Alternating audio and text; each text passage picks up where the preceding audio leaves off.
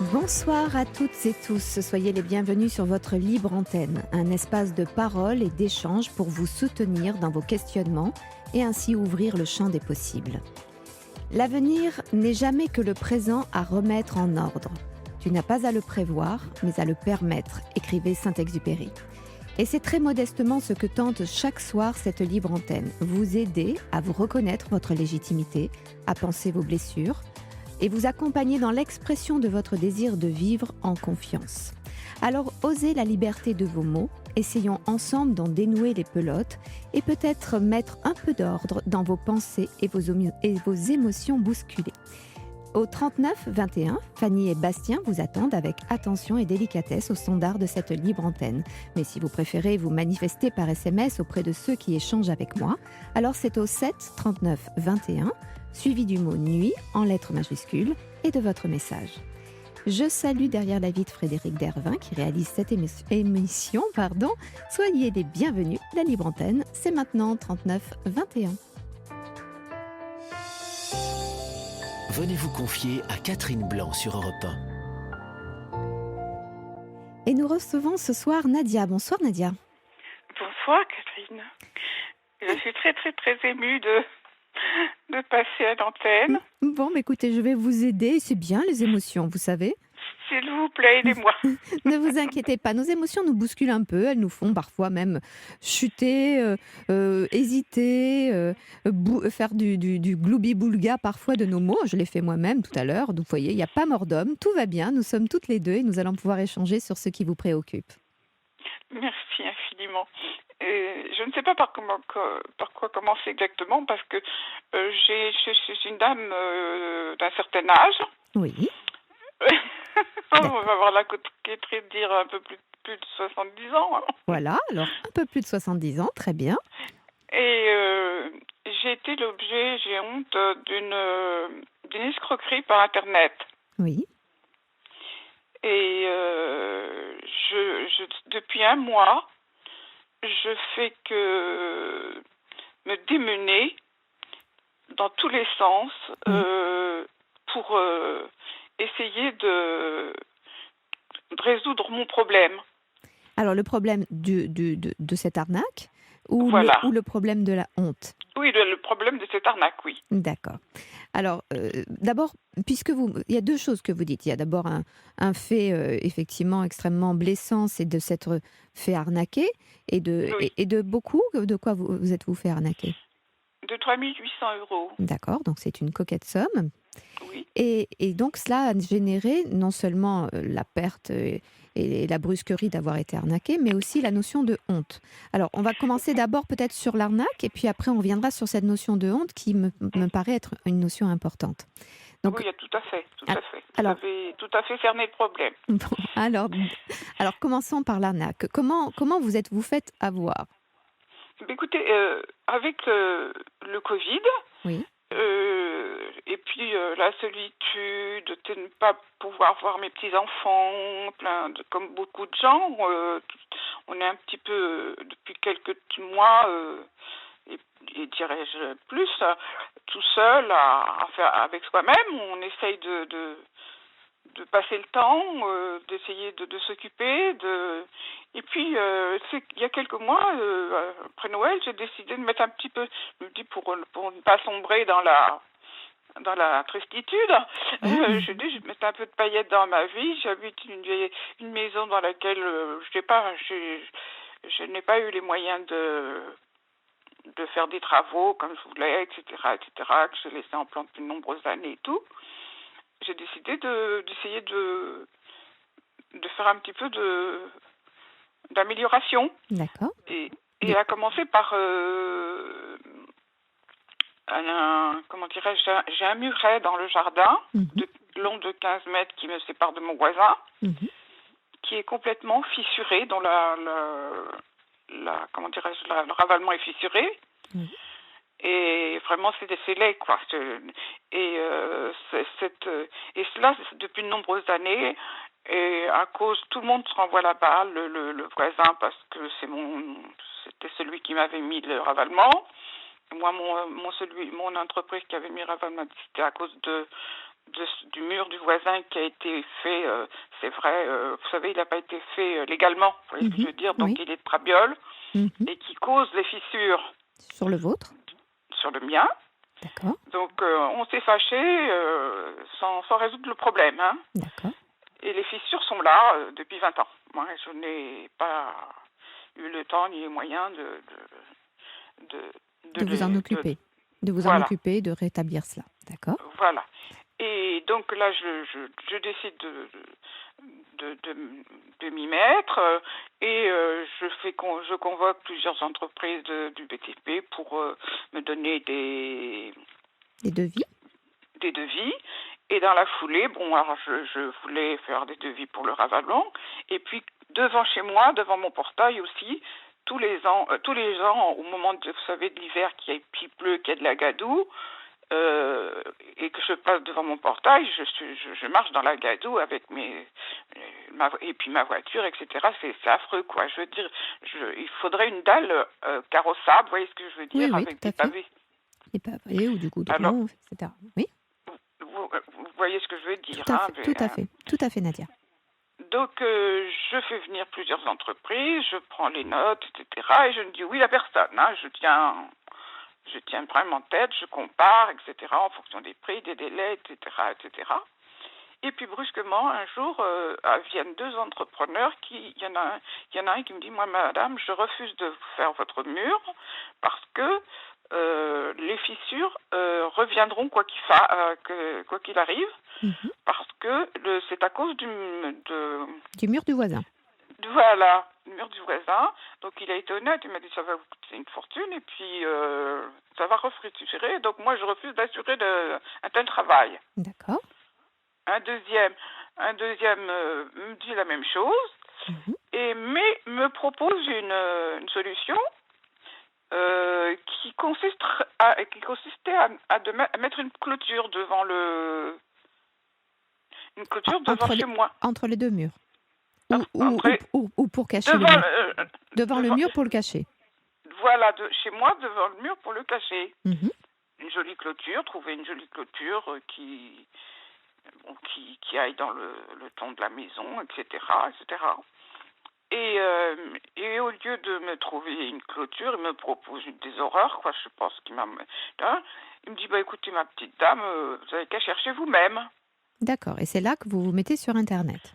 Voilà, je me mets sur Internet et je me mets à la recherche d'entreprises qui vendent des clôtures dans le ton, etc. Enfin, quelque chose qui aille avec ma maison. Et j'en trouve une et je commence à discuter avec elle. Ensuite, Par écrit ou verbalement? Verbalement. Verbalement, d'accord. Donc vous appelez. Tout verbalement. Tout verbalement. Je suis tombée sur une dame tout à fait charmante, etc. Et puis, j'en parle. Et puis, je lui dis que l'ennui. Alors, elle me poussait à acheter très, très vite parce que. C'était aux alentours du 23-24 juillet. Vous voyez ce que je veux dire? Juin, pardon. D'accord, donc avant les vacances, il fallait se dépêcher avant les vacances. Oui, avant le 1er juillet, elle me poussait parce qu'il y avait soi-disant une promotion de 20% que j'allais perdre à partir du 1er juillet si je ne passais pas commande rapidement. Illico Presto. Alors 20%, j'avais calculé que c'était toujours 700 ou 800 euros d'économie. Ce qui n'est pas négligeable, donc je comprends. Voilà, dans mon esprit, c'était là, j'avais calculé ainsi. Et je lui ai dit, écoutez, moi je veux bien, seulement moi ce qui m'ennuie, c'est que vous savez, une clôture sur 15 mètres. Moi je suis une petite dame d'un certain âge, quand vous allez livrer tout le matériel sur des palettes que vous allez mettre dans mon jardin, qui c'est qui va réceptionner la marchandise et constater qu'elle est en bon état, etc., etc. Moi, dans ces conditions-là, moi, c'est difficile. Oh, mais écoutez, moi, nous connaissons ils sont dans la région Bretagne, hein, Mhm. l'entreprise en question. Et nous connaissons un entrepreneur de maçonnerie, etc., avec qui nous travaillons en région parisienne. On veut bien vous mettre en relation avec lui. Il sera là pour la réception et la pause, il vous fera un devis, etc. Mhm. Tout allait bien dans le meilleur du monde, très bien, c'est parfait. Je me dis, je suis tombée sur quelqu'un de charmant et serviable. Et elle fait donc venir le monsieur qui vient aussitôt illico presto chez moi, voir comment il pouvait installer la clôture, etc., comme ci, comme ça. Et dans la foulée, on discute aimablement, et comme il était dans tout corps d'état, comme on dit dans le bâtiment, Mhm. je lui parle de ma dalle aussi, vous voyez ce que je veux Oui, dire, oui, pour que vous ne soyez plus dans la gadoue. voilà, pour que je ne suis plus dans la gadoue. Et je lui dis, écoutez, vous me ferez un devis pour deux devis séparés, un pour la clôture et un pour les dalles. Mhm. Et il s'affaire pendant 3 jours, il me lâche pas, il, il planifie tout, etc., etc. Il vous donne les devis. Il m'envoie les devis le 29. Hein, Mhm. je les ai obtenus le 29. Mais moi, le 29 au soir, j'ai tout eu. Donc le devis Oui. et la dame le 29 au soir, donc le vendredi soir, c'est un vendredi soir, la dame qui m'appelle, qui me dit, donc voilà, maintenant, il faut vous décider à passer commande. Parce que après, moi, je peux plus vous garantir les 20%. Hein. Mhm. Et à force De son assistance. d'assistance, d'amabilité, etc., je craque et je passe commande. Mhm. Et à la suite de ça, elle me dit, envoyez-moi 3 chèques Mhm. par Internet, par photo. D'accord. Par email, vous voyez ce que je veux dire? Oui, Les 3 chèques. par email, d'accord. Faites 3 chèques dont vous ferez les photos que vous m'enverrez sur email. Hein, D'accord. par email. Ok. Bêtement, je fais les 3 chèques et puis je lui envoie les photos. Elle me remercie par email, etc. Puis elle me dit demain vous les mettez bien à la poste dès demain. Mhm. Au courrier. Et là-dessus, là-dessus, j'ai son artisan qui m'appelle en me disant il faut absolument qu'on signe les devis. Mhm. Et je dis écoutez monsieur Untel, je dis pour l'instant, je dis déjà, je n'ai même pas reçu votre assurance, comment on appelle ça, une assurance décennale, parce que ça, je sais qu'il faut des choses comme ça pour faire des travaux. Et en plus, il était tard, etc. Oui, mais je vous l'envoie, puis il me l'envoie.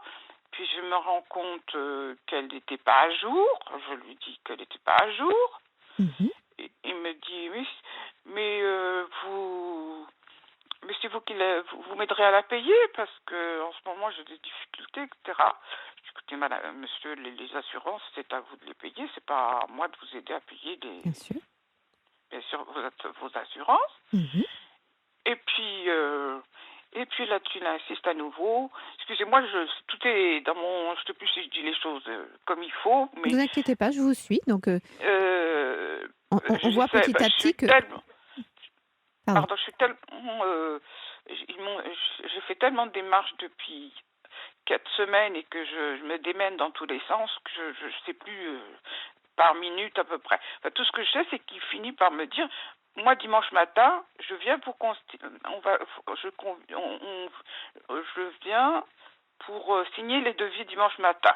Mhm. Alors, vous vous rendez compte, venir chez moi, déjà m'a harcelé jusqu'à 11 heures du soir pour tout, et venir un dimanche matin Pour faire signer les devis. pour faire signer les devis. Mhm. Alors là, de seul coup, je me suis réveillée. Oui. Je me dis, là, je suis tombée sur de l'ascar, là, Mhm. et j'appelle la secrétaire et je lui dis, écoutez, madame, votre artisan m'a appelé à maintes reprises le soir, il va tout pré-signer dimanche, ces papiers sont pas... À surtout jour, que rien ne pressait, quoi, en plus, bien sûr, rien ne pressait. bien sûr. Et, et je dis, moi, dans ces conditions, moi, je n'ayant plus personne pour réceptionner la marchandise, pour qu'on va raconter dessus, etc., moi, je vais annuler la commande, hein. D'accord. Je vais annuler la commande de la clôture. Et là-dessus, elle me dit, il n'en est pas question. Euh, euh, je vous ai pas forcé À commander. à commander. Vous avez fait toute votre tête. Vous aviez toute votre tête quand vous avez envoyé les chèques. Je suis désolée, il faut que j'en parle à mon directeur. De toute façon, oui, il faut que j'en parle à mon directeur. Mhm. Et puis de toute façon, elle s'est mise à trembler. Elle me dit, écoute, de toute façon, pour l'instant, je ne peux rien dire. J'ai peur de me faire attraper parce que de perdre la commande, parce que je n'aurais à vouloir à rendre service, à vous trouver quelqu'un. J'ai peur que ça me revienne dessus. Mhm. Alors, je dis, écoutez, moi, je ne vais pas en parler à votre directeur. Hein. Tout ce que je veux, c'est l'annulation, etc. Mhm. Et puis quand j'ai rappelé le lendemain, on m'a dit de toute façon ça n'a plus d'importance, j'en ai parlé à mon directeur. Mhm. Ça n'a pas d'importance, il n'est pas question d'annuler. D'accord. Alors le lundi matin, moi j'étais au 400, comme on dit, Mhm. au centre Jitsu. Lundi, j'appelle La banque. non, oh, pas du tout. Le Que Choisir d'abord. Mhm. Vous savez, c'est une société Mhm. de consommation, là, Oui. qui me conseille d'envoyer une lettre recommandée avec accusé de réception pour, comment dirais-je, l'annulation de la commande, parce que quand on achète des choses par Internet, on a 14 jours de rétractation. Absolument. Vous êtes au courant, non? Oui, oui. Alors donc, Je croyais que c'était moi, 7, mais vous me dites 14, donc, mais je pensais que c'était de toute façon, il y avait un délai de c'est 14 rétractation. jours. D'accord, très bien. 14 jours de rétractation, durant lesquels il devait me renvoyer les chèques sous 8 jours. Mhm. Donc j'envoie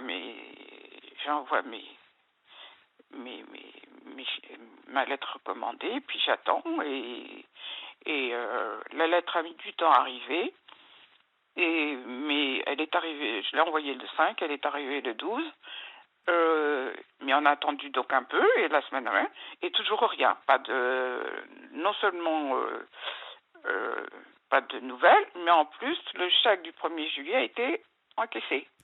D'accord. Ils ont encaissé. Alors là-dessus, effectivement, je me précipite à ma banque. Je leur demande s'il était possible de faire opposition au chèque. Et elle m'a dit, il faut que vous alliez au commissariat pour d'abord déposer une plainte. Mhm. Si au commissariat, après votre plainte, à ce moment-là, on fera opposition.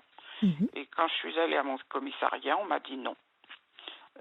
On m'a dit, madame, c'est pas du pénal, c'est du commercial. Mhm. Donc, je vous passe les détails. Je suis restée 1 heure, j'ai beau discuter, il n'y a rien eu à faire. Ils m'ont fait comprendre que c'était de ma faute, etc., etc. Donc, je suis revenue à la banque, et à la banque, on m'a dit, ben non, on ne peut rien faire. Si le commissariat n'a pas voulu vous faire prendre la plainte, nous, on ne peut pas faire d'opposition. Mhm. Et donc après, je vous passe les détails, j'ai essayé de me retourner partout, et puis j'ai obtenu une information par le tribunal de mon département, comme quoi j'avais droit d'aller et d'un autre commissariat par le 17 que je pouvais aller dans un autre commissariat, n'importe lequel, pourvu que je puisse déposer ma plainte. Et j'ai réussi à trouver un commissariat où je suis restée 10 heures. Je ne sais pas si vous imaginez des je heures vois et bien. des heures. C'est horrible. J'étais épuisée et je suis restée 10 heures pour obtenir où ils ont été adorables. Ils ont accepté de me faire comment on appelle ça, le compte rendu de mon dépôt de plainte. Oui. Et contente de tout ça, le lendemain, j'arrive à la banque avec le dépôt de plainte. Et là-dessus, je vais à la banque avec. Elle me dit, on me dit qu'il fallait que j'attende un peu, qu'elle allait le voir. Elles étaient sur le point que ça se passe bien, et puis d'un seul coup, la conseillère est partie, elle voulait voir sa directrice d'agence. Et la directrice d'agence est venue en me disant « Je suis désolée, madame, nous ne pouvons pas légalement faire opposition au chèque, malgré votre plainte, parce que elle me remet ça, elle aussi, après m'avoir demandé une dépôt de plainte. Une fois que j'ai ramené le dépôt de plainte, elle me redit que c'était du commercial. » D'accord. Elle refuse donc de faire opposition au chèque. Donc aujourd'hui, Nadia, vous en êtes où? Est-ce que oui ou non, il y a quelque chose qui fait que vous êtes défendue ou pas? Alors j'ai essayé de me défendre auprès d'une, comment on appelle ça là, mon assurance juridique, qui elle aussi s'est défilée parce que soi-disant que mon assurance, j'ai deux affaires dans l'affaire, mais je vous parlerai pas de mon assurance. Non, parce qu'après je voudrais en venir à ce qui vous concerne plus personnellement, à savoir cette notion de honte, parce que c'est quelque chose qui est intéressant puisque. Non, ce qui m'intéresserait, s'il vous plaît, c'est savoir est-ce que on a une chance dans ces histoires je voudrais c'est qu'il y ait quelqu'un, juridiquement, pas des témoignages de gens qui se sont fait avoir, ça j'ai une amie avec qui j'en parle là, savoir comment, quand il y a réellement 14 jours de délai de rétractation, comment on peut faire appliquer la loi. Alors ça vous l'avez dit, si des SMS arrivent, je vous les transmettrai tout de suite. S'ils arrivent mais après personnes vraiment compétentes qui peuvent m'aider. Bien sûr, non, mais j'ai bien compris, Nadia. Vous comprenez? Oui. Excusez-moi, parce que c'est sur ce plan-là que je suis, parce que j'ai fait venir le médecin il y a 3 jours, j'ai eu un malaise. Il voulait me faire hospitaliser parce que tellement j'étais épuisée, à bout, etc. J'ai besoin de souffler et d'être aidée. Je suis désolée, j'ai un peu honte de demander. Alors justement, je voudrais revenir à cette même notion de honte. Alors j'ai bien entendu quelle était votre demande, qui est une demande d'aide professionnelle. Donc si des professionnels qui nous entendent du point de vue juridique, en matière à nous donner des informations, je vous les transmettrai. Mais là, moi, comme ce n'est pas mon terrain, comme vous le savez très bien, ce que je voudrais voir avec vous, c'est cette notion de honte qui arrive jusqu'à vous autodétruire d'une certaine manière puisque vous finissez par tomber malade. Donc, et même la honte que vous réexprimez quand vous demandez justement de l'aide. Donc, demander de l'aide, vous avez honte. Vous êtes fait arnaquer, vous avez honte. Et évidemment que l'enchaînement de ce qui vous a été dit tant par le premier commissariat que par votre banque, la directrice de votre agence, qui vous dit, finalement vous renvoie à votre responsabilité, réanime votre honte. Et ça, c'est intéressant parce que, vous savez, Nadia, à chaque fois que les gens sont victimes, c'est ce qui revient, c'est la notion de honte. C'est-à-dire, on est agressé physiquement, financièrement, et le premier élan n'est pas de crier au secours ou de crier à l'aide, c'est de se taire et de rester dans son coin ou de souffrir la responsabilité qu'on s'impute. Et ça, c'est extrêmement intéressant intéressant et effrayant. C'est-à-dire que c'est celui qui est agressé qui se retrouve qui se juge lui-même coupable, parce que si vous ne vous sentiez pas coupable, vous ne vous sentiriez pas honteuse. C'est parce que vous avez le sentiment et qu'on vous a convaincu, y compris la police dans ce cas-là, y compris votre banque, on vous a convaincu de votre responsabilité pleine et entière et en conscience, y compris d'ailleurs cette dame au téléphone qui va vous dire que vous aviez toute votre tête quand vous avez fait votre commande. Donc, au prétexte de tout cela, vous devenez l'unique responsable et, Absolument. et du coup, vous vous retrouvez face à un sentiment de honte très fort qui fait que comme vous n'arrivez plus à appeler au secours, le seul secours que vous pouvez avoir, c'est celui de la part de la médecine en étant malade, en ayant tout d'un coup un moment de fragilité et un besoin de secours physique. Parce que vous n'arrivez pas à avoir le secours sur le sujet qui vous concerne de cette arnaque, alors qu'en effet, la loi vous protège et qu'on ne peut pas, comme ça, décider, sous prétexte d'ailleurs que vous n'ayez pas été attentive, que vous n'ayez pas vu venir l'envie de vous faire signer de façon un peu pressante, ben vous avez le droit de ne pas avoir vu, mais en l'occurrence, la loi, malgré tout, vous protège. Sinon, il ne pourrait plus y avoir de Ça que commerce. j'aimerais que vous être sûr, Catherine, que vraiment la loi nous protège, s'il vous plaît. Parce que j'ai fait ce qu'il fallait à la DGSF. Je viens d'écrire, d'envoyer un mail à la répression des fraudes. J'ai fait la mise en demeure, tout ça ces derniers temps-là, en disant. Donc, et j'ai même appelé une avocate en désespoir de cause, parce que je voulais pas prendre d'avocate. On m'avait dit pour moins de 4 000 €, c'est pas la peine de prendre un avocat parce que ça coûte trop aussi cher que la somme qui est due. Vous voyez ce que je veux dire? Oui, bien sûr. Et en désespoir de cause, j'ai quand même appelé ce soir une avocate à côté de chez moi qui a eu la gentillesse de me dire qu'elle allait peut-être s'occuper de mon cas. Donc, je lui ai envoyé quelques photocopies et elle part en vacances et elle me reverra en septembre. Mais ce que je veux, je ne sais pas si elle pourra m'aider.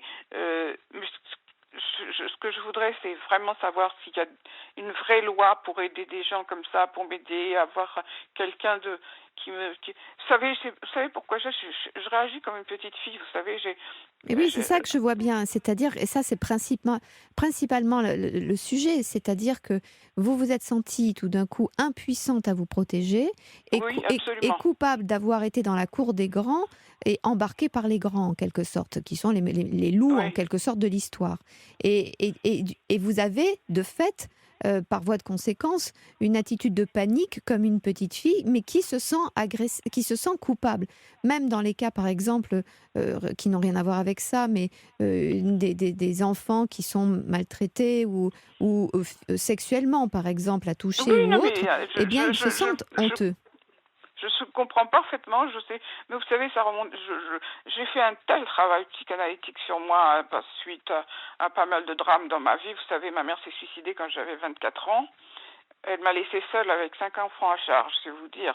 Et vous vous rendez compte qu'à l'époque, j'ai eu le courage, à 24 ans, de saisir un juge pour enfants, de prendre un avocat, toute seule, et de demander la garde de mes frères et sœurs, c'est vous dire le courage que je n'ai plus. Vous voyez, comment on peut avoir une force extraordinaire à 24 ans et qu'on perd à 70 ans. Vous voyez ce que je veux Eh dire? bien, parce que quand on a 24 ans, on a cette merveilleuse arrogance de penser qu'on est fort et tout-puissant, qu'on peut jouer les super-héros pour protéger une famille qui n'en a pas la capacité, alors que quand on mûrit ou vieillit, on réalise aussi que c'est un imbroglio.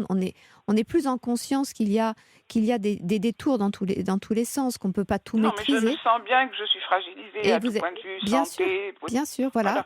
Vous vous sentez, et en vous sentant plus vieille, plus fragile, et bien Voilà. tout d'un coup, vous vous sentez toute seule.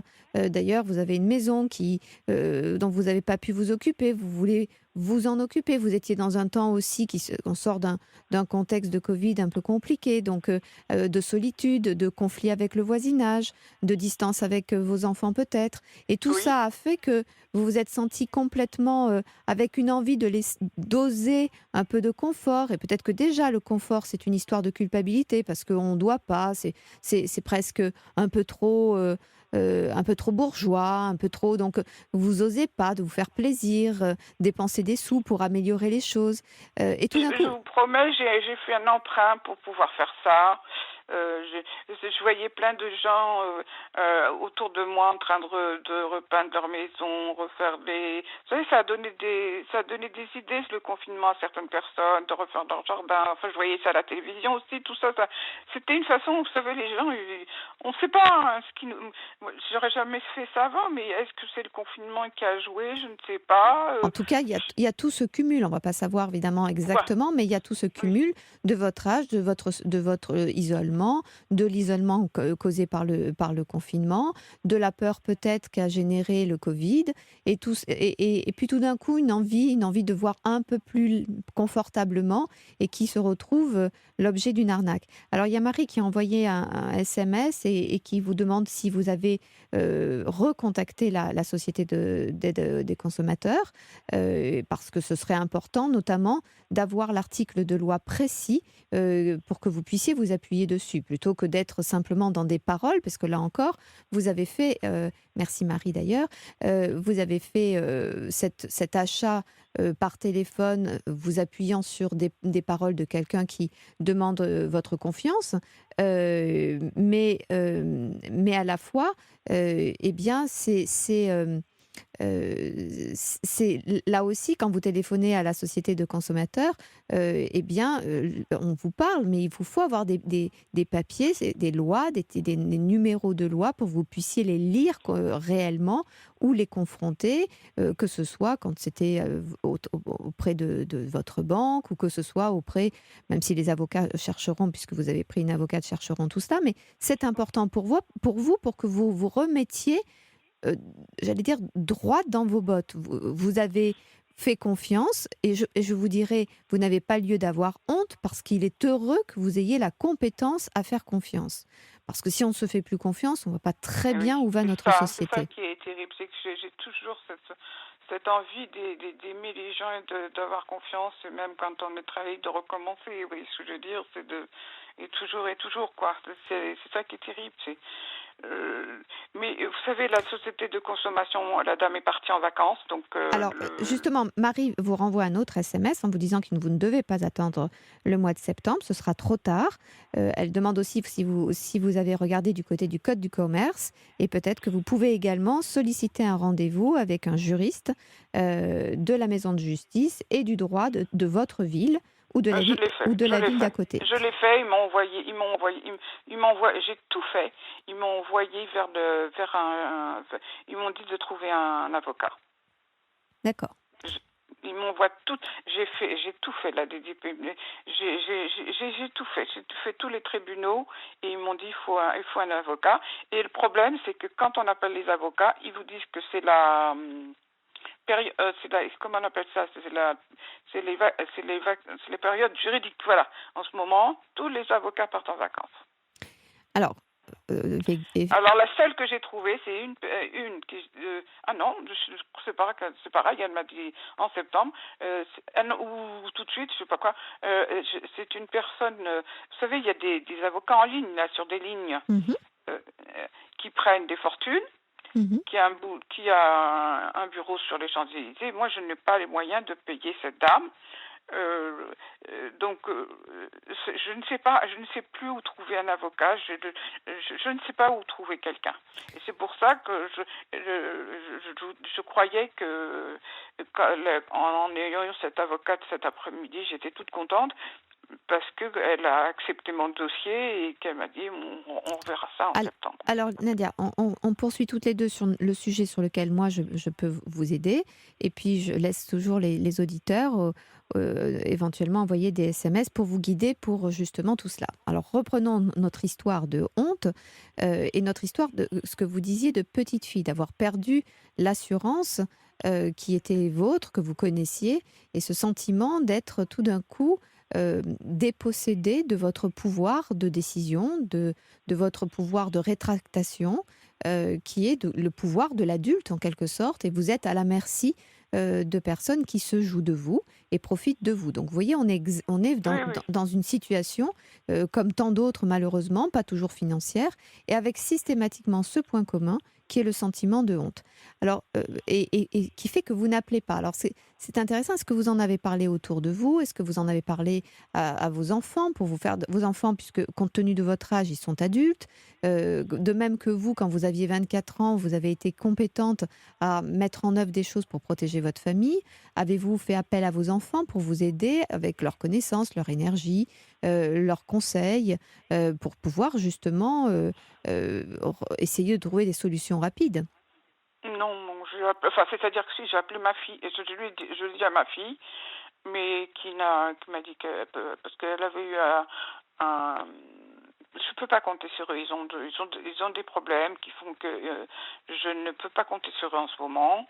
Ma fille a eu des soucis importants, divorce, et elle est actuellement en burn-out après un licenciement. Elle a eu donc à faire un avocat, mais de droit du travail. Et là, c'est du droit de la consommation. Ça concerne un avocat de droit de la consommation.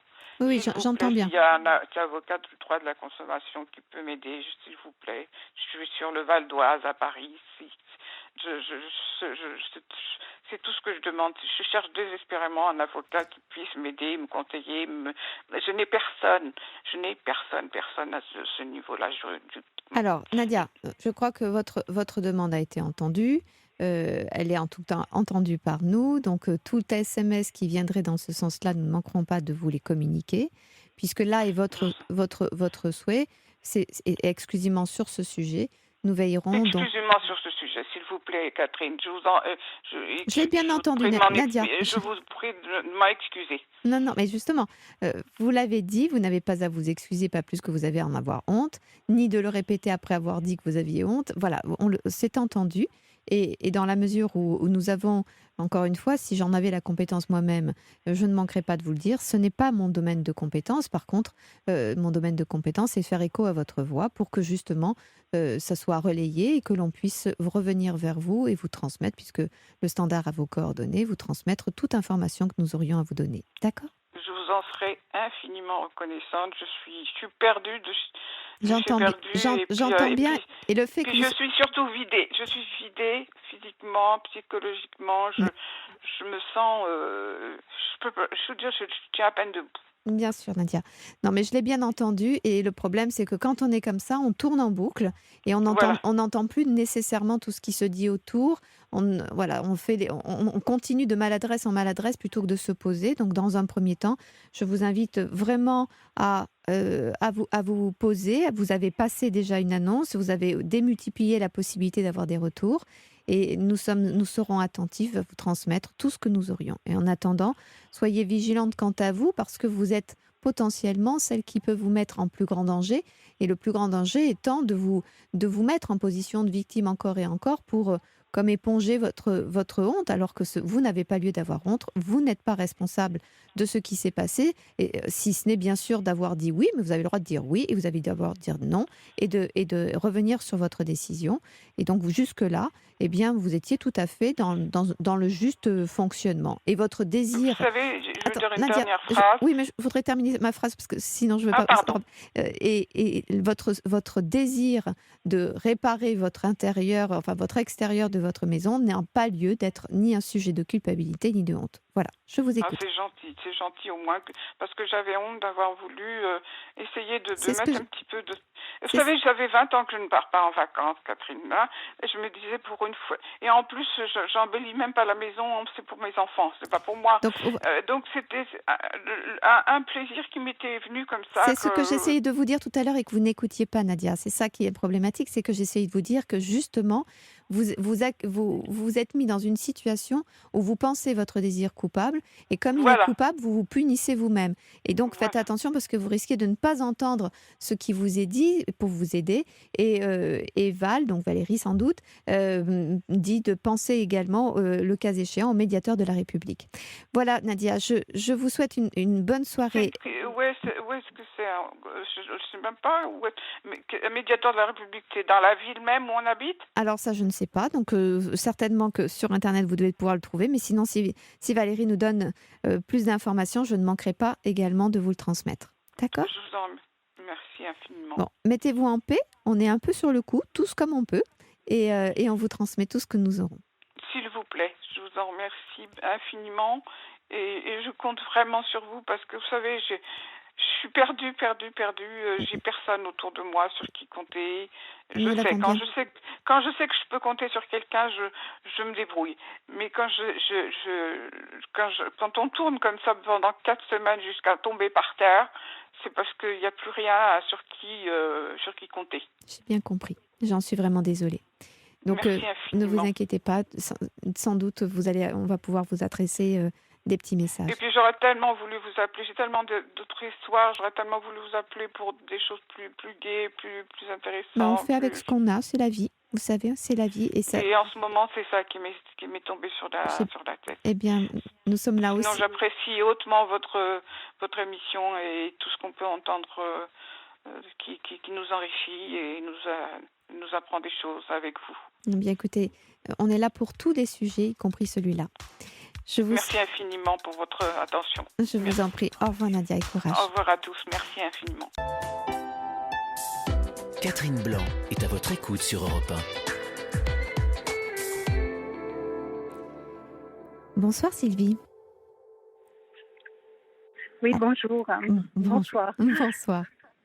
Bon, j'ai eu l'agréable surprise d'être rappelée assez vite, mais voilà. Donc, j'étais en route dans la campagne, donc je me suis arrêtée. Et ne bougez plus parce que si vous êtes si vous êtes dans la campagne, le téléphone risque d'être un peu en difficulté. Effectivement. Alors, racontez-moi, que vous arrive-t-il, Sylvie ? J'étais un peu touchée aussi par la détresse de la personne qui est intervenue juste avant, donc ça m'a un peu troublée. Je comprends. Et j'avoue que je ne sais pas bien par où commencer. Alors, je vais essayer de mettre les choses en ordre. Donc il s'agit de mon fils qui est adulte, qui a 40 ans, donc voilà. Et avec qui je suis dans une impasse totale, quoi. Je ne sais plus comment faire pour établir le dialogue, la vérité. Voilà. C'est votre fils unique ? C'est mon fils unique, oui. Que vous avez eu toute jeune, dites-moi, puisque je vois que vous avez 58 ans. Eh oui, effectivement. Je l'ai eu tout jeune, voilà. Alors d'où justement peut-être aussi cette incompréhension qui s'est installée au fur et à mesure des années. Je crois que c'est ce qui me reproche un peu aussi, indirectement. Alors, quel est le point d'achoppement ? Où est-ce que les choses sont compliquées entre vous et lui ? Jusqu'alors, on a... c'est forcément mon point de vue, donc oui, bien sûr. je peux qualifier notre relation depuis plus jeune de fusionnelle, en tout cas de très proche, très complice.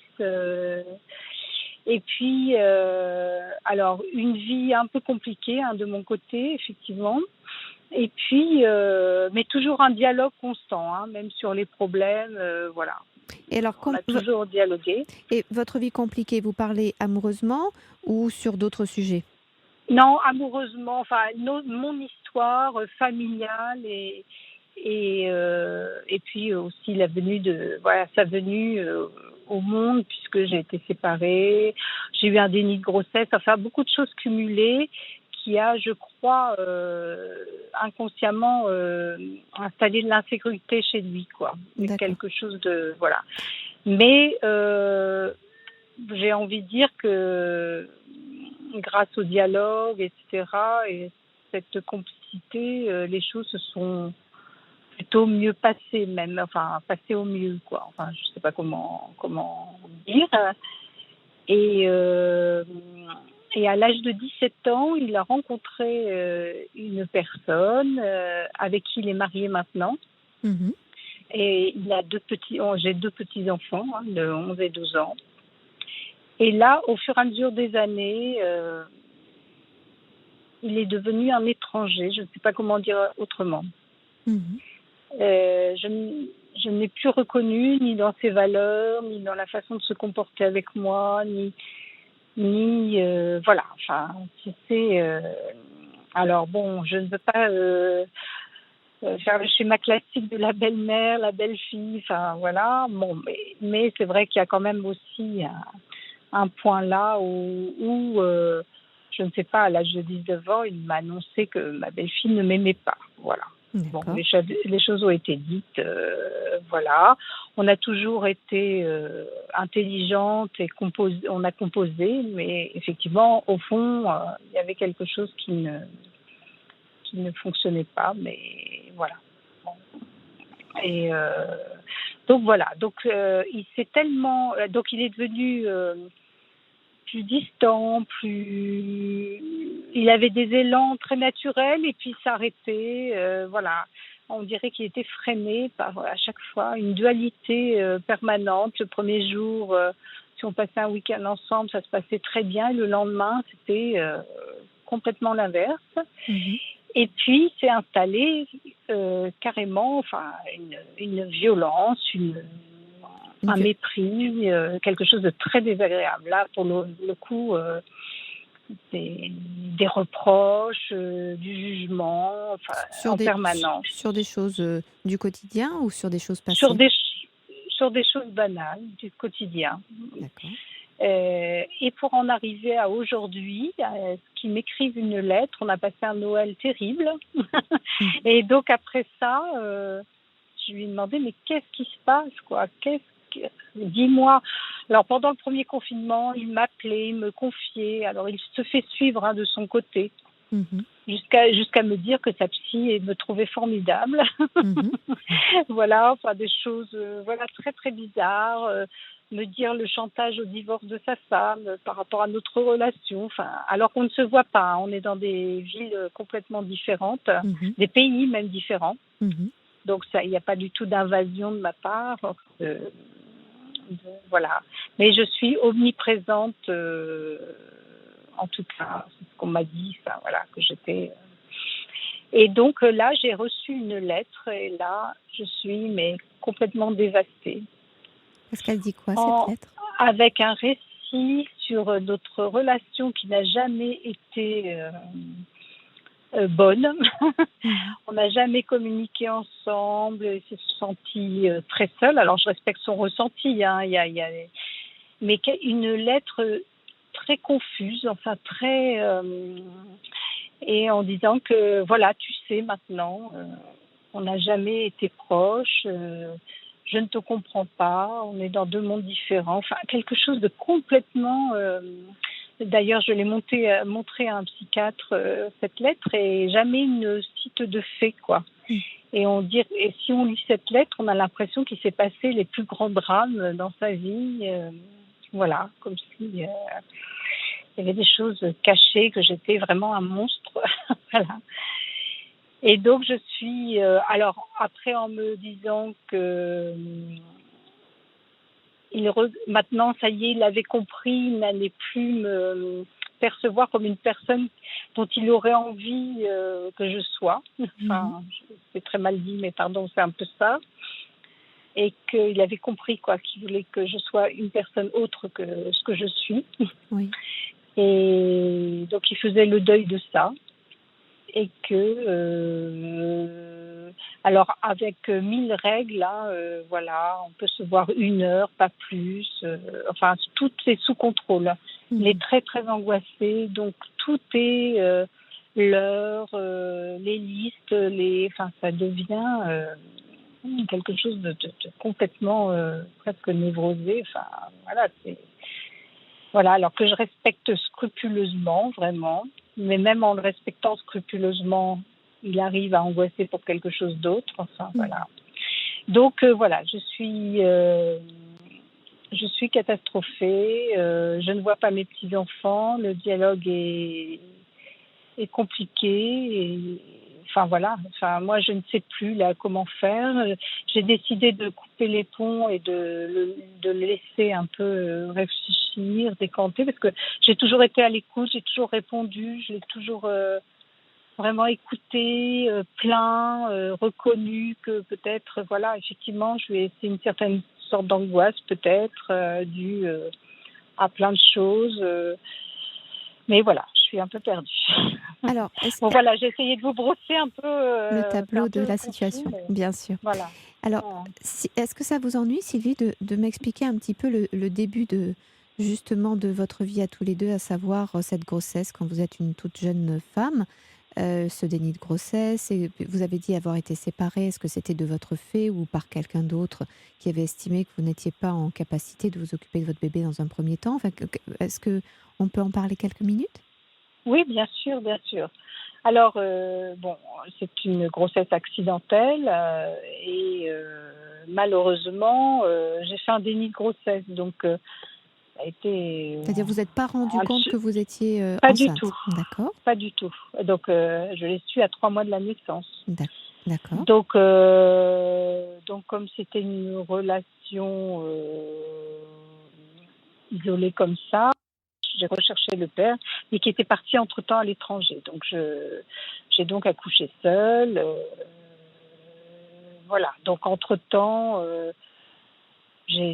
c'est vrai que j'ai vécu une grossesse extrêmement angoissante. J'ai été reniée par ma famille. Je suis allée en foyer. Enfin, c'était très compliqué. Parce que même la famille Voilà. ne s'est pas rendu compte de votre grossesse?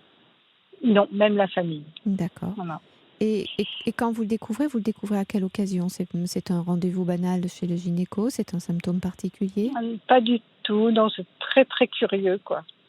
Je me suis évanouie tout simplement en visitant un centre équestre et il s'avère que la personne qui tenait ce centre équestre était, comme on dit, un rebouteux.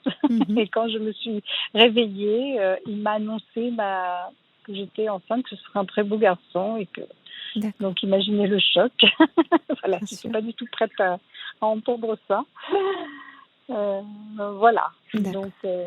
Donc voilà. Et donc, vous êtes à ce moment-là, votre famille, c'est à ce moment-là, elle découvre que vous êtes enceinte et donc on vous rejette.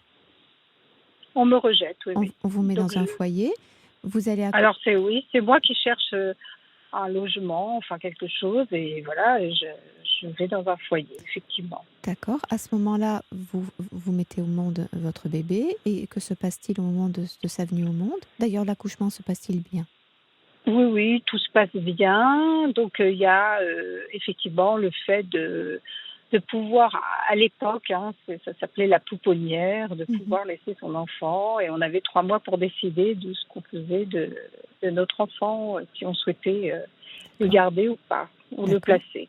Donc, Mais donc, bon, pour moi, ça a été évident que je le gardais, hein. Il y a pas eu de doute de ce côté-là. Je vous me suis avez dit, pris tranquillement ces 3 mois, puisque votre grossesse, dans votre esprit, vous n'a duré que 3 mois. Donc, vous avez pris le temps de ces 3 autres mois pour dire que vous le gardiez, ou ça s'est fait plus rapidement? un peu plus rapidement. Ouais.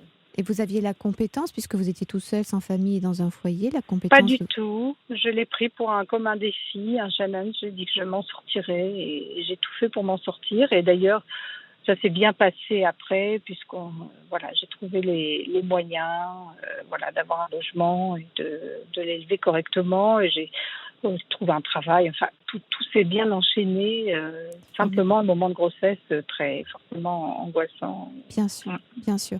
Et vous avez donc pas retrouvé le papa?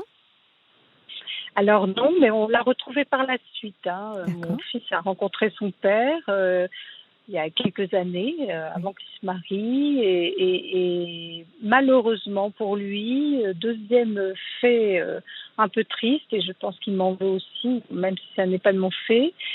Ils se sont très bien retrouvés, entendus, mais la femme de celui-ci n'a pas souhaité qu'ils maintiennent la relation. D'accord. Donc ça a été un grand haut et un grand bas pour lui. D'accord. Très bien. Ok. Et donc, vous allez donc vous occuper de ce bébé. Vos propres parents ne reviendront plus vers vous, ou est-ce qu'ils changeront un peu d'avis par la suite? C'est très étrange, hein. Ici, ils se comportent, oui, en grands-parents, comme si de rien n'était, comme si le fait de m'avoir rejetée n'avait pas eu lieu, quoi. Ils viennent me voir, je vais les voir, je maintiens le lien. Et Voilà, moi, on n'a jamais pu renommer la situation de rupture du tout, qu'ils ont imposée. du tout, du tout. D'accord. Donc, vous allez vivre toute seule avec votre bébé. Et vous allez Oui. l'élever seul? Vous n'allez pas rencontrer d'autres hommes dans votre Si, vie? j'ai rencontré une personne quand mon fils avait à peu près 3-4 ans, avec qui je suis restée jusqu'à l'âge de ses 8 ou 9 ans. Et après, ensuite, je me suis séparée. Voilà. Et qui a entretenu une relation de qualité avec votre fils? Alors oui et non, mais parce que bon, c'était un petit peu compliqué. Il était un peu léger dans la vie et mon fils a souhaité rompre les relations quand il a eu 18 ans avec lui parce qu'il ne tenait pas ses paroles. Enfin bon, c'était quelqu'un de pas très fiable finalement. Mhm. Donc la figure du père, effectivement, on a pris un coup entre guillemets. Enfin Bien voilà, sûr, c'était pas une référence bien sûr. Ensuite, solide. il va plus y avoir d'accidents particuliers dans votre vie tous les deux, dans votre relation l'un Non. avec l'autre. Votre fils va s'épanouir tranquillement et normalement.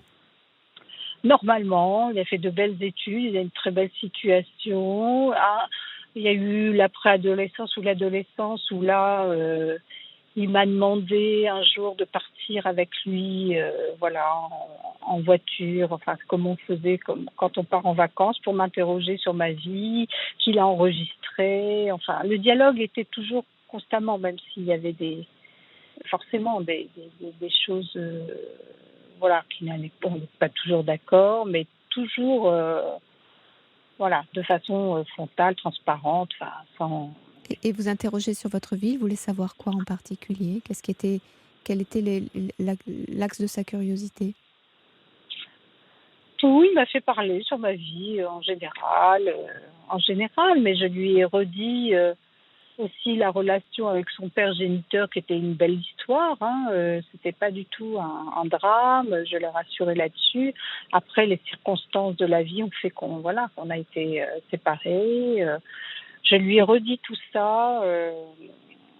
Je n'ai pas par contre nommé les choses en ce qui concernait mes parents. D'accord. Non. Parce que je voulais qu'il entretienne de bonnes relations avec la famille. Que ce soit la famille du côté où il est très proche du côté de l'ami avec lequel j'ai vécu. Il est toujours lié à cette famille. Voilà, on a vraiment recréé un cocon familial sécurisant pour lui des deux côtés, quoi. Mhm. Et je n'ai pas nommé les choses, voilà, les choses dramatiques, quoi. D'accord. Bien. Et donc, quand il rencontre son épouse, quel type de femme est-ce? Alors, tout ça, c'est bien sûr de votre point de vue, mais Oui. quel type de femme? C'est délicat parce que alors je n'ai vraiment rien contre les religions, hein, vraiment, mais bon, euh, son papa est diacre. Mhm. Et ce qui m'avait choquée, c'est que le jour du mariage, voilà, les discours, c'était on a adopté Nicolas, enfin, pardon, mon fils, on l'a adopté. Et pour moi, il est. Et voilà. Et en fait, c'est une personne qui n'a pas eu de projet scolaire ni professionnel dans un premier temps. Son seul but, c'était de se marier avec mon fils et d'avoir des enfants. C'est vraiment depuis l'âge de 17 ans.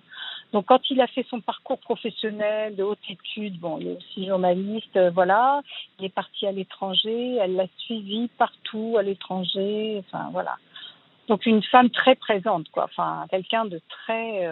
Qui n'a pas de vie professionnelle personnelle. Voilà, pas d'objectif, pas de projet, à part le fait de construire un foyer avec mon fils et de le suivre et de construire, voilà. Donc, voilà, donc c'était un peu exclusif, quoi. Un peu... Et ils vont avoir leur premier enfant à quel moment par rapport à leur rencontre? Alors, un peu plus tard, je sais qu'elle voulait beaucoup d'enfants. Bon, elle restait à 2, mais elle en voulait 5 ou 6. Au départ, c'était vraiment le projet. Donc, ma petite fille a 13 ans. Excusez-moi, j'essaie de calculer. Ça faisait, je crois, enfin, non, il a poursuivi ses études. Hein.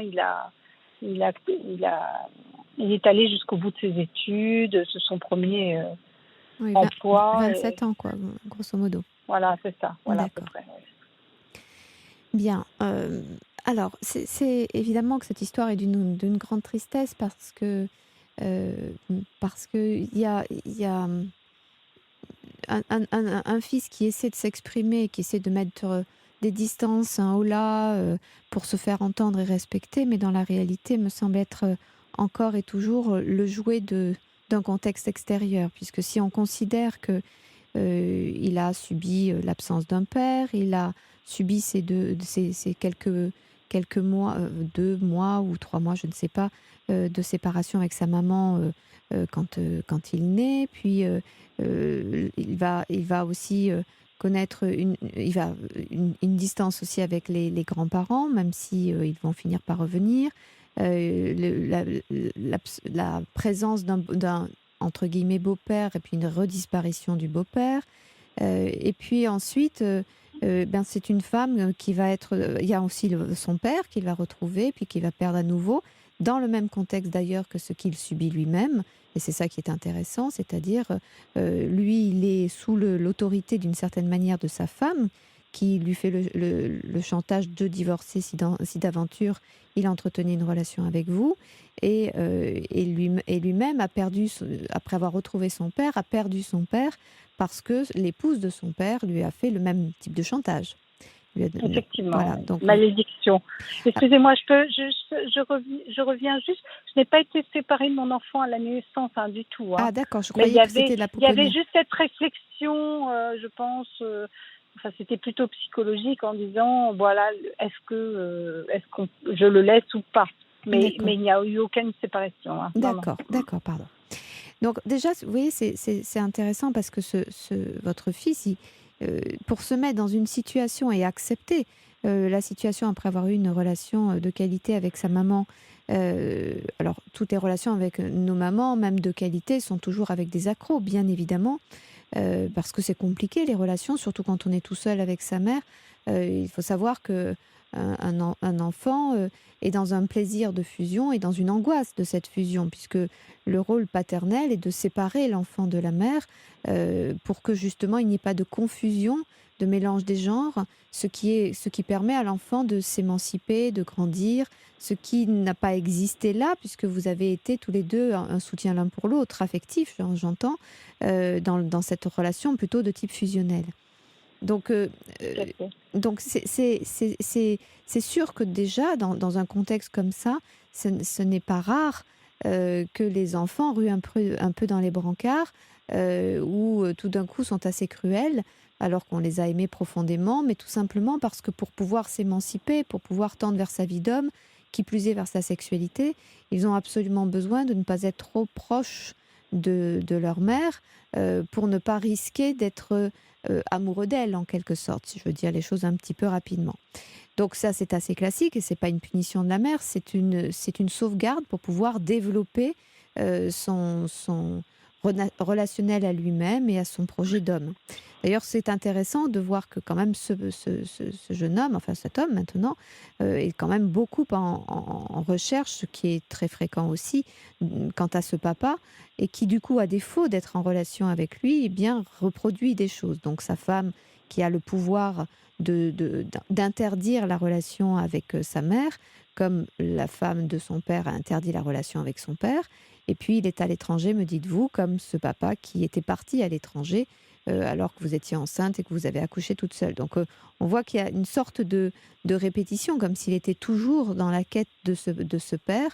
Et ce qui est très douloureux, sans doute, et toujours douloureux quand je l'entends chez d'autres, c'est que les mamans qui sont très présentes sont celles qui prennent de plein fouet l'agressivité et la colère, alors que l'enfant continue à chercher l'absent, qui devrait être l'origine de la colère.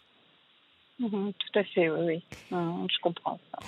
Alors, si vous le permettez un instant, on fait une petite pause, Sylvie, et je reprends. Oui, d'accord. La libre antenne d'Europe 1. Catherine Blanc accompagne vos nuits. Sylvie, vous êtes toujours là ? Oui. Alors, je voulais poursuivons donc ce qu'on était en train de se dire.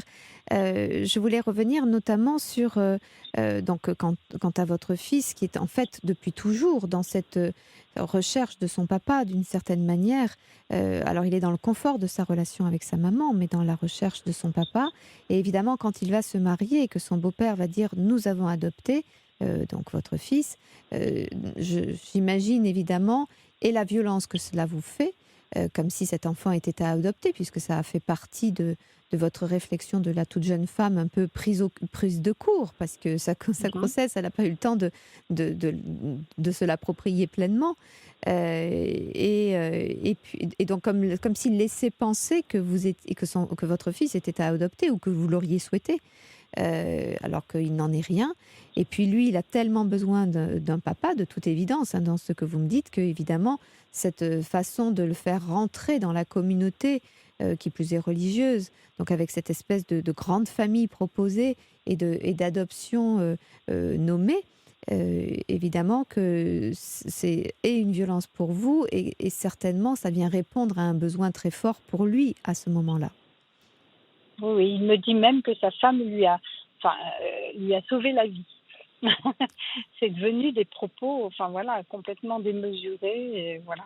Donc, Oui, parce qu'en fait, ce que vous me dites de sa femme, c'est qu'elle est fondamentalement très dépendante de lui, et que sa seule réalisation, finalement, c'est d'être, puisqu'elle avait l'intention d'avoir beaucoup d'enfants, sa réalisation, c'est d'être mère. Donc, c'est comme si sa réalisation, sa fonction était d'être mère au sens majeur du terme, y compris une bonne mère pour lui. Donc, vous devenez une mauvaise mère. Tout à fait. Mais j'ai vraiment le sentiment, alors c'est vraiment avec tout le raisonnement que je peux avoir à l'âge que j'ai, mais de prendre ma place. Enfin, il y a vraiment quelque chose de cet ordre-là, parce qu'il y a eu plein de circonstances. Par exemple, je ne pouvais pas évoquer des choses dans des conversations banales. Quand il était petit, voilà, il faisait ceci ou il a marché à tel âge.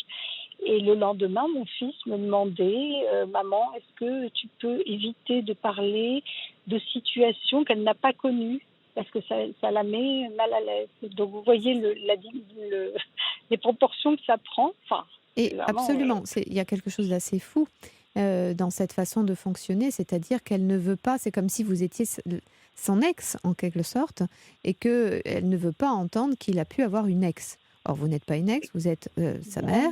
Non, et, oui. et en fait, effectivement, elle joue le rôle de la bonne mère et elle met en évidence la mauvaise mère. Et comme évidemment, tout enfant a des récriminations très légitimes et puis à la fois très subjectives concernant leur maman, eh bien, dans cette situation, vous vous retrouvez étiquetée mauvaise mère et lui en besoin et en recherche de la sécurité d'une famille, en recherche d'un père ou donc par le biais justement de ce mariage qui lui offre une famille, eh bien il est en crainte de créer un lien de fusion avec vous et donc avec tout ce que ça représente symboliquement d'idées oedipienne en quelque sorte, eh bien il va dans le sens et sous l'autorité et l'obéissance d'une mère qui sera une mère définitivement bonne, qui ne pense qu'à lui, qui n'est tournée que sur lui, qui est fusionnelle avec lui, qui le suit partout, qui se réalise au travers de lui. Elle le sauve, il la sauve, et comme s'il réparait l'idée de la fragilité de la relation que fut la sienne avec son père, évidemment, et puis peut-être dans votre jeunesse de maman vis-à-vis de lui, parce que il a pu le vivre manquant de l'autre homme, il a pu avoir le sentiment que vous représentiez ce manque vous-même, en quelque sorte. Ah, tout à fait. De toute façon, j'ai bien conscience que je lui ai inculqué une sorte d'insécurité, une fragilité, bien sûr que j'ai eue par la force des choses. Hein. Oui, par même votre si jeunesse. quelque part ailleurs, je suis forte parce que j'ai relevé des défis, voilà, voilà. Mais cette fragilité-là, forcément, hein, je la reconnais complètement. Voilà, mais vous savez, de toute façon, la compréhension que nous avons de notre histoire, les uns et les autres, est toujours une écriture sur l'écriture. C'est-à-dire, on réécrit l'histoire du point de vue de notre émotion, du point de vue de nos colères, de nos curiosités, de nos besoins. Et ce n'est pas le reflet absolu de la réalité, et c'est encore moins la compréhension que nous pouvons avoir de ce qui s'est joué pour notre maman. Donc, évidemment que c'est un peu en décalé avec votre réalité. Alors, Mhm. je voudrais maintenant en venir sur ce, parce que là, on a un peu posé les choses, mais qu'agir, donc vous proposiez de prendre du recul, d'une certaine manière le quitter, alors que vous êtes de toute façon pas dans le même pays l'un et l'autre. Vous avez reçu ce courrier et votre proposition, c'est de le laisser pour ne pas être intrusive. Moi, il me semble qu'un courrier peut faire un courrier en retour, plein de respect, pas d'intrusion, mais aussi de proposer aussi votre lecture. Il ne suffit pas simplement qu'il assène une lecture de la situation, qui d'ailleurs est peut-être très téléguidée par une épouse, mais avec des mots tendres, sans être des mots amoureux, parce que évidemment, il n'est pas question de vous mettre à votre tour sur le même créneau que son épouse, mais pouvoir dire ce que vous comprenez ou ce qu'il vous semble être à l'ordre du jour dans ce qu'il est en train de dire, euh, mais qui ne correspond pas complètement à la réalité de votre ou à votre ressenti, lui permettant, quand il le jugera bon, de venir ou de vous parler quand il le souhaitera, puisque vous l'aimez, il l'aimerait toujours, puisque vous êtes sa maman. Donc, en substance, c'est pouvoir lui dire, je crois que, fais attention, je crois que tu rejoues des choses, que je comprends que tu puisses les rejouer d'ailleurs, mais tu rejoues des choses, me semble-t-il, liées à l'absence que tu as pu ressentir très douloureuse d'un papa, que, voilà, ce qu'on se disait aussi d'un papa qui n'a pas pu assumer sa paternité, même tardivement, parce que téléguidé par une épouse, et qu'il fasse attention de ne pas, de même qu'il a perdu un papa, de ne pas perdre son lien avec sa maman, même si vous comprenez que vous n'avez qu'un rôle de maman, et quand je dis qu'un, c'est pas au sens du dénigrement, hein, mais que vous avez un Mhm. rôle de maman et que vous comprenez parfaitement qu'il ait besoin d'une relation avec une épouse, avec elle, qu'ils aient une famille, et que ça, ce sont des valeurs sur lesquelles vous n'avez pas à intervenir, mais que ce qui vous inquiète est indépendamment du manque qu'il pourrait représenter pour vous, c'est que ce qui vous inquiète, c'est qu'il risque de se priver de quelqu'un dont il a fondamentalement besoin en termes affectifs. Ça ne veut pas dire dans le vécu de tous les jours, mais savoir qu'on a une maman et que cette maman nous aime, tout simplement. Mhm. Et donc, Alors, dans sa lettre, pardon, je vous écoute non, non, attentivement. je vous en prie. Alors, dans sa lettre, il dit bien qu'il sait que je l'aime, donc, et que, en fait, moi, ce qui me gêne, c'est que je dois me plier à ses règles. C'est 1 heure, enfin, il est très autoritaire dans la façon de conduire la relation, quoi. Et ça, moi, je n'en peux plus parce que j'ai été humiliée un bon nombre de fois dans plusieurs situations et que ça, voilà, je peux plus, quoi, parce que je n'ai pas dit stop à temps et je ne suis plus prête. Donc, c'est vrai que je lui avais fait 2, 3 mots en disant, bon, je suis surprise. Voilà, de cette lettre et un peu même choquée. Et je lui ai juste posé cette interrogation, comment continuer une relation entre nous, et j'ai mis une mère impuissante, quoi. Enfin, j'ai signé, voilà, que j'étais impuissante, que je n'arrivais pas à, Oui, voilà, plus à faire je, face à ça, quoi. je crois Voilà. que vous avez raison. Une relation par définition, c'est la rencontre de deux libertés, certes qui n'empiètent pas sur la liberté de l'autre, mais de deux libertés. Sinon, vous êtes un objet et vous n'êtes pas un sujet. Donc, Exactement. donc c'est pouvoir dire, tu as raison, je t'aime, mais aimer quelqu'un, c'est pas lui laisser faire n'importe quoi, et c'est pas le laisser réduire sa maman à un état d'objet. Que tu ne veuilles pas me parler, c'est ta liberté. Que tu puisses pas me parler à 11h, mais que tu puisses me parler à minuit, c'est ta liberté. Mais il y a en face la liberté de ta maman de peut-être t'appeler à 11h et tu ne répondras pas, et de ne pas pouvoir répondre à minuit, non pas par vengeance, simplement parce qu'elle aussi, elle a une vie, elle a un rythme qui est à respecter aussi fortement. Et dire, fais attention dans ces façons de fonctionner, tu me prives certes, mais tu te prives. Et vérifie que c'est toi qui non, faut peut-être pas rentrer de ce côté-là, mais en tout cas, lui indiquer que dans cette façon extrêmement ordonnée, un peu obsessionnelle ou tyrannique, se joue quelque chose qui lui fait du mal avant tout, mais fait bien sûr du mal à la relation, mais lui fait du mal aussi. Et vous avez Oui, raison, oui, mais mais oui, le but de mon appel, c'est aussi, je le sens malheureux, je le sens pas heureux, et ça me dévaste parce qu'il serait pleinement heureux, je prendrais les choses beaucoup plus à distance, mais je le sens, mais tellement mal, quoi, tellement névrosé, enfin, je reconnais plus, quoi, et voilà, enfin voilà, ça me fait mal de le savoir mal aussi. bien J'ai sûr, bien conscience qu'il est malheureux. Hein. Je ne dis pas, il est tyrannique parce qu'il est malheureux, ça bien c'est sûr, sûr, bien sûr. c'est sûr. Et, Mais et, et, voilà. et c'est pouvoir lui dire, effectivement, vous avez raison, je suis tellement, tellement, tellement triste de te sentir à ce point fragilisé et malheureux pour avoir une relation comme ça, tendue, rigide, inquiète en permanence, accusatrice.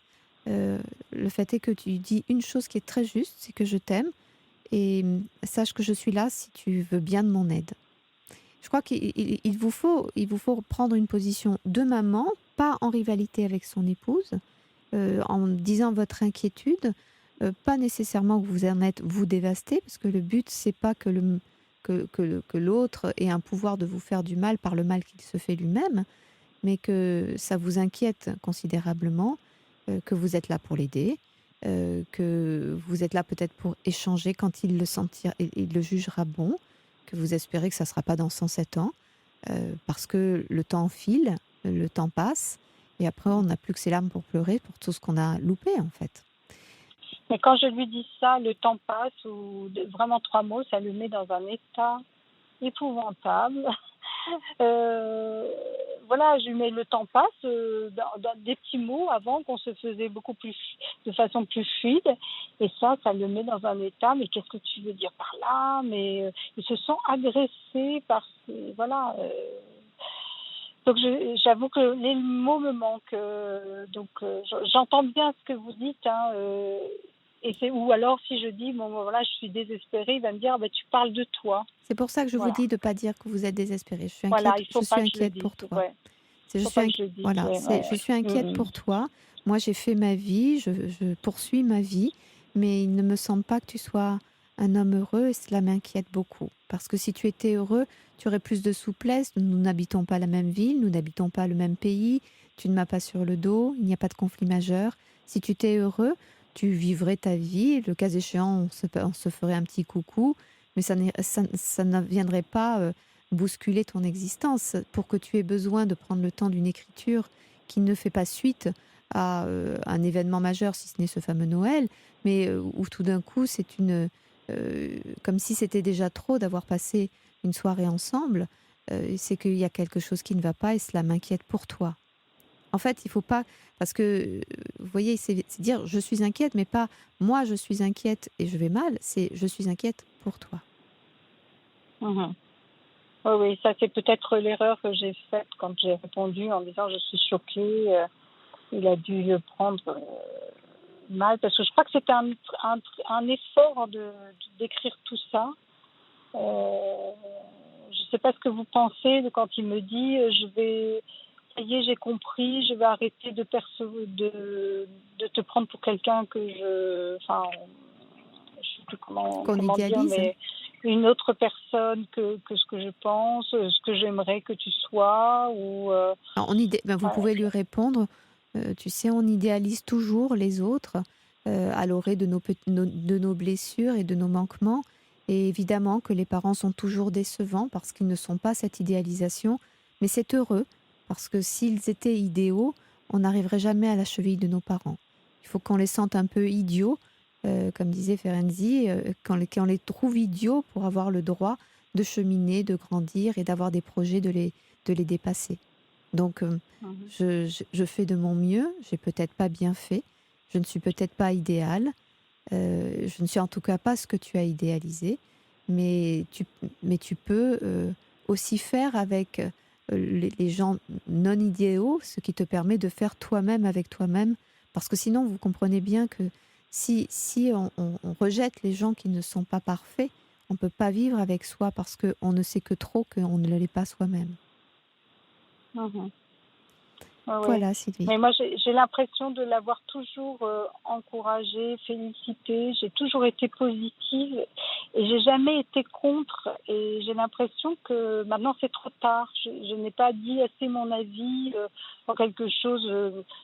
Voilà, enfin, si, à part toute la période éducative, bien sûr, où là, c'est bien, là, c'est mal, enfin, bien sûr. Mais après, j'ai toujours été, mais j'ai toujours encensé. Enfin, voilà. Bah, vous voyez, Et, et, c'est ça aussi. C'est vous l'avez encensé, donc vous aussi, lui avez donné une image de lui idéale, parce qu'il n'était pas idéal non plus. Il y a des moments, c'était pas toujours parfait, c'était pas toujours très approprié, et vous ne l'avez pas dit pour le valoriser.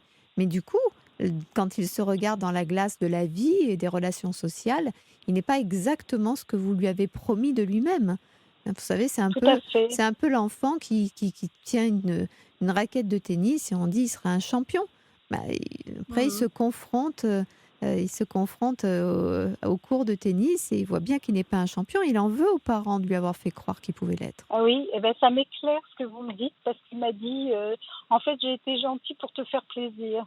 C'est ça. Ou par exemple, il a fait des études très brillantes, enfin assez brillantes. Il me dit, j'ai jamais voulu faire d'études, au fait. Oui, bah, Enfin, il détricote tout, il oui, démonte tout il, ce il- qui il ce qu'on a réécrit les construit, choses, quoi. voilà. Bien sûr, mais donc Voilà. vous voyez, il vous idéalise, vous l'idéalisez, il dit qu'il fait des choses pour vous et pas pour lui. Et là, en ce moment, il est en train d'essayer de se défaire de cette relation qu'il trouve euh, fusionnelle et qui ne colle pas à la réalité qu'il découvre de lui, de vous. Ça se fait avec beaucoup de violence, peut-être un peu téléguidé par ailleurs, avec un peu de manipulation contre laquelle ils ne se défendent peut-être pas suffisamment, mais le but n'est pas d'attaquer pour l'extérieur, c'est Non, de non, l'aider à non, non, j'ai s'interroger jamais sur ce fait. qui... Voilà, Ouais. Mhm. voilà, Et avec les enfants, les petits-enfants, comment je dois faire? Parce que je fais quelques petits messages sur leurs portables respectifs. Bon, après, ce sont des jeunes hein, de 12-13 ans. Alors qu'ils me répondent un petit peu poliment, bah, je trouve maintenant. Enfin, un peu... Bah, écoutez, parce que... je crois qu'il faut que vous restiez toujours sur votre ligne. Vous n'avez pas, vous savez, les enfants à cet âge-là, ils n'ont pas toujours les règles du jeu, de la bienveillance, de la bienséance, de l'expression des émotions. Ils sont pas très, ils savent prendre, peu donner souvent, mais ne vous en offusquez pas. Restez la grand-mère que vous avez envie d'être. Ne cherchez pas plus de liens avec eux pour essayer de compenser les liens que vous n'avez pas avec leur papa. Et puis laissez les enfants en faire l'usage qu'ils voudront. Et s'ils perdent la relation, c'est eux qui se privent d'une partie de la relation. Parce que normalement, évidemment, les enfants, il faut leur faire comprendre que c'est pas parce que c'est ma grand-mère qu'il faut que je l'aime. Je suis pas obligée de l'aimer. Mais c'est un peu dommage Mhm. de passer à côté d'une personne qui est un personnage important de ma famille et de ma construction, qu'on le veuille ou non. Et évidemment que s'en priver, c'est se priver d'une partie de son histoire personnelle. Donc vous Mhm. n'avez pas à faire la morale, mais vous avez à rester dans la droite ligne. Vous ne punissez personne de leurs impossibilités.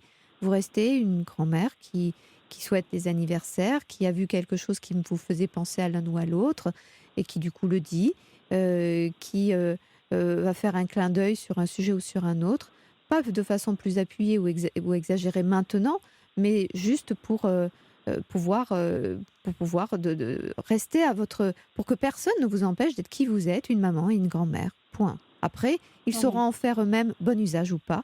Et ça leur appartient. Alors bien sûr, ça vous en prive en partie, mais ça leur appartient parce que ça leur en prive avant tout.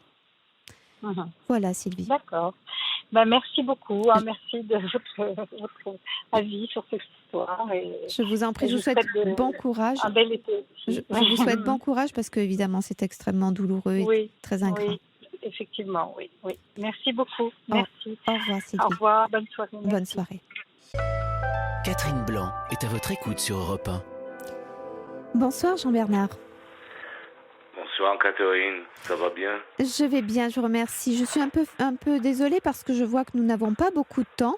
Donc je ne vais Oui. pas prendre trop de temps à vous parler. On va rentrer tout de suite dans l'histoire pour laquelle vous m'appelez, s'il vous plaît. Ah, directement dans l'histoire. Excusez-moi, j'ai un peu la voix enrouée. Je Ouais. vous en prie, je vous en prie. Oui, mais Racon- c'était pour dire, comme on n'a pas trop de temps, mais on peut se rappeler demain soir aussi. Absolument. Alors, il n'y a aucun problème. Mais en tout cas, là, dites-moi un petit peu de quoi il s'agit, puisque demain soir, ce sera Sana qui sera derrière le micro. Donc, pour Sana, ouais. pour que vous puissiez planter un peu le décor, pour que justement On plante puisse... le décor carrément. Voilà, si vous voulez bien. Ça veut dire que j'étais marié pendant 21 ans, que ma femme m'a trompé avec son gendre. Oui. Son gendre, hein, carrément. Hein. Oui, j'entends. C'est le particulier. copain de ma fille, hein. Et que, là, je peux pas raconter l'histoire parce qu'on est un peu pris par le temps. Et qu'elle a dévié mon fils envers moi en lui disant que papa n'arrêtait pas de la battre, alors que j'ai jamais tiré un fil de cheveux sur sa mère, tu vois. Mhm. Et ça veut dire que mon fils est dévié envers moi pendant 2 ans et demi. Mais le Noël dernier et les jours de l'an dernier, on s'est pris dans les bras, moi et mon fils. J'ai dit, j'ai jamais tapé ta mère, tu vois. Mhm. Jamais. Et en 21 ans de mariage, je sais pas comment ça s'est passé. Et j'ai les larmes aux yeux, excuse-moi, j'ai les émotions. Et parce que je suis d'origine de l'île de la Réunion, hein, je suis réunionnais. Hein. Oui, j'entendais votre accent, j'allais vous le demander si vous il y a un accent. Oui. Pas de Bordeaux. Oui, j'adore. Il y a un accent de Réunionnais. Oui, hein. je vous assure. Je connais, il y a un accent de Martinique et de Guadeloupe, mais... Écoutez, moi je connais des Réunionnais qui ont le même accent que vous. Ah ouais. Ben nous connaissons piment, mi connais aussi moi, mi connais piment, comme bava, gingembre. Alors là, vous me paumez complètement, mais j'adore. Là tu adores là, alors. Et le curry rayonné, tu adores aussi? Aussi, mais on est loin de votre histoire. Mais en tout cas... Caribichic, tu connais Caribichic? Non, ça je ne connais pas. Mais si on déconfine la Réunion, je viendrai goûter tout cela. Ah ben oui, on va. Ben non, il a reconfiné là. C'est pour ça, il va falloir attendre maintenant le redéconfinement. Mais malgré mes déboires que j'ai passés, tu sais, moi j'ai eu une enfance aussi très difficile, malheureux et heureux en même temps. C'est-à-dire? Et je veux dire que j'ai eu une mère qui était persévérante et travailleuse et tout, qui allait au boulot le matin, et j'étais propre pour aller à l'école et machin truc. On appelle ça à La Réunion la vie longtemps. Et tu sais qu'il y a beaucoup de Réunionnais qui sont éveillés, hein, qui écoutent Europe 1. Oui. Hein? Eh ben c'est pour ça, vous leur parlez. C'est pour ça que j'ai bien compris que vous parlez un peu réunionnais. Vous vous rapprochez d'eux et c'est formidable. Donc oui, sûr. Rapprocher de mes compatriotes et de machin. Et je voulais extrapoler, parce qu'il y a 2 ans, je suis passé avec une de tes... Animatrice de la Libre Antenne. Animatrice, Sarah, hein. C'est bien ça, Sarah, non? Alors, je ne sais pas, ça dépend à quelle période, en tout cas... Mais il y a 2 ans, il y a 2 ans de ça. C'est pas Sana Blanger? Sana, oui, Sana, ouais. Eh bien, c'est pas Sarah, c'est Sana, ouais. Eh bien, justement, vous la retrouverai demain. Ah ouais, ce sera Sana demain? Ça sera Sana, vous pourrez lui refaire un petit coucou.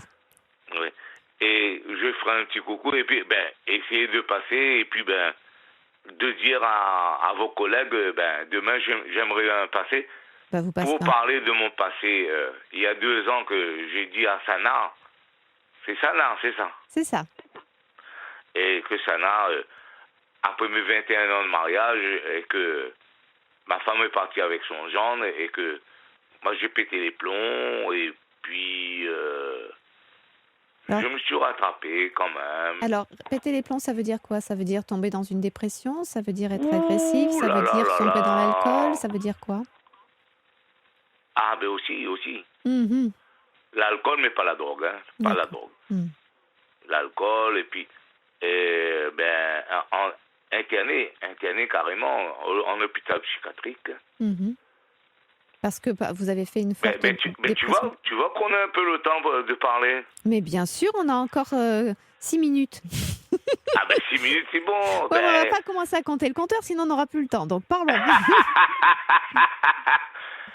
Mais tu vois, ça veut dire que quand on pète un câble, et quand on pète un câble après 21 ans de mariage, oui. Et tu sais, quand tu passes à l'église et à la mairie, quand on te dit c'est pour le pire et le meilleur.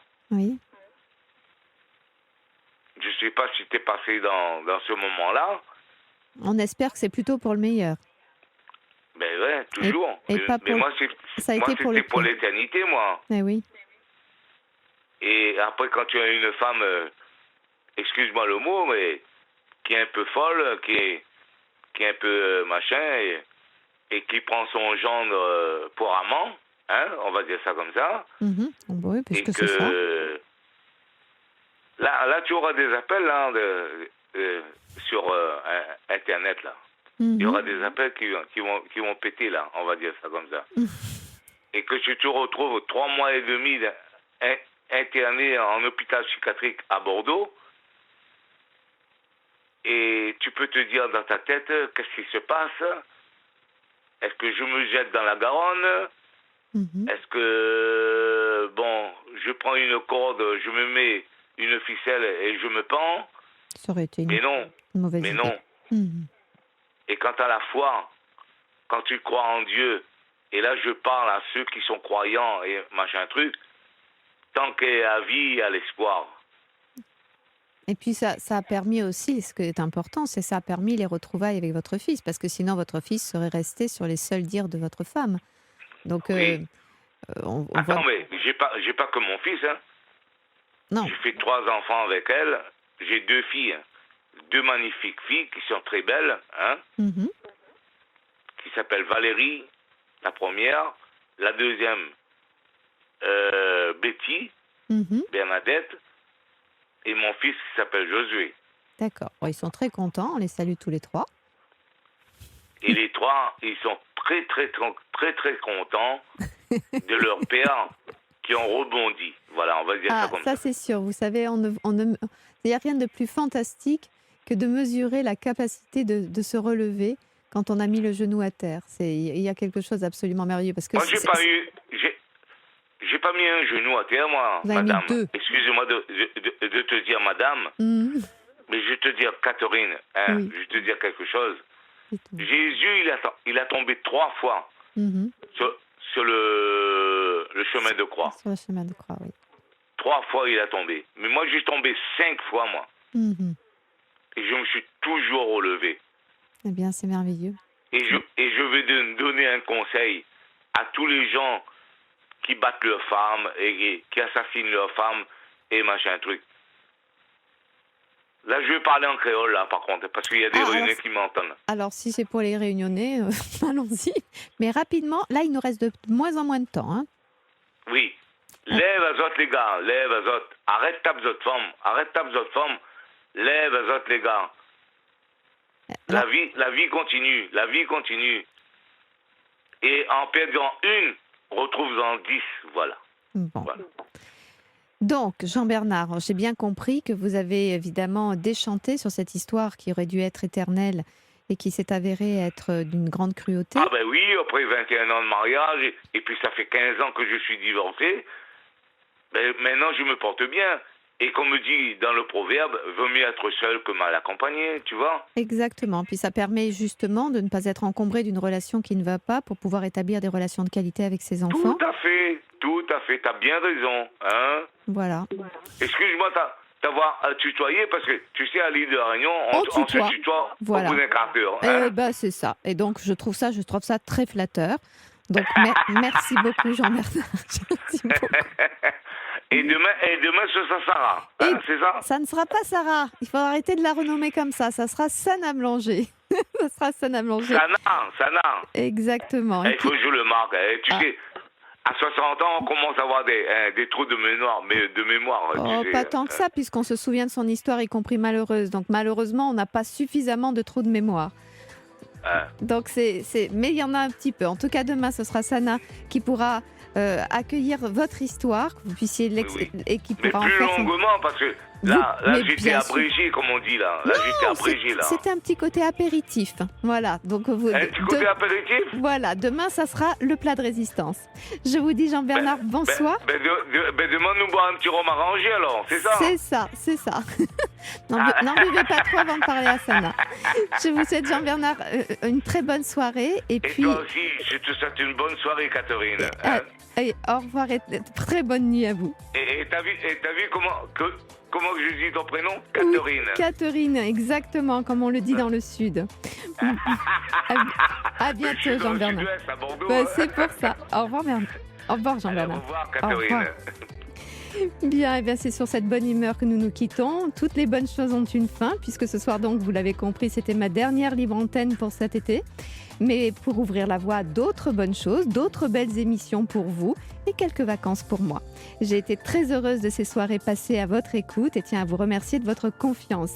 Vous retrouverez donc demain Sana Blanger pour le week-end, tout le mois d'août, et Sabine Marin en semaine jusqu'à la rentrée d'Olivier Delacroix.